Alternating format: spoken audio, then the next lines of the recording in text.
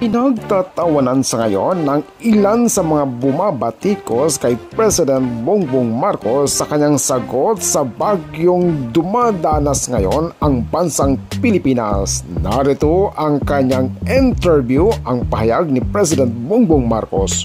Panoorin po natin ang full video. Ako naman si Kulenter TV. Explained once again, it's not the first time I've done it.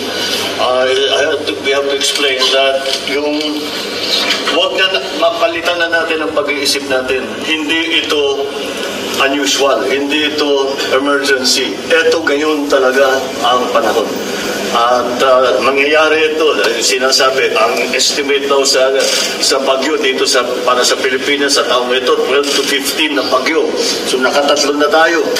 So to be conservative, ibig sabihin, 1 dosena pa ito na dadating. Kaya huwag na nating isipin na baka magkabagyo. Huwag tayo mag-isip na gano'n tayo kasi nung lumaki tayo, very maliwanag kung kailan ang typhoon season, maliwanag kung saan nagpapaha. Ngayon, hindi na gano'n. Kaya nagbago lahat. And we have to see that pag huwag na natin sasabihin baka magkabagyo, paano na pagdating ng bagyo? Dahil darating at darating yan. That is the fact of climate change. And we are now having to think more, of course, mitigation, kung ano yung mga pwedeng gawin para matulungan nga yung mga naging biktima. Pero in the longer term, kailangan na natin mag-isip tungkol sa adaptation. What do we have to do when it comes again? Because it will come again. So, evacuation centers, health centers, ano pa yung mga kailangan natin gawin? Kapag nangyari ulit ito, SOP na naman, sige, may plano tayo para sa eskwelahan. Marami tayong health center, marami tayong medical team. Alam na natin yung gagawin natin. But we have to make those arrangements almost semi-permanent because this is going to, as I said, this will going to happen.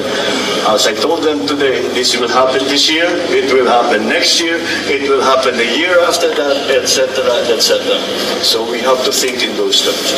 But I think thus far, kailangan talaga natin, unfortunately, we are at the mercy of the weather.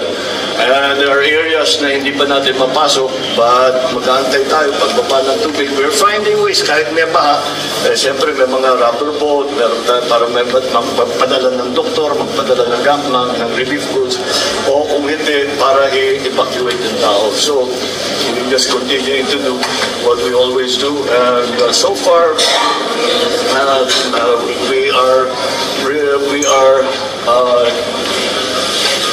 we are using the lessons that we learned from the previous storms, and it is serving us well.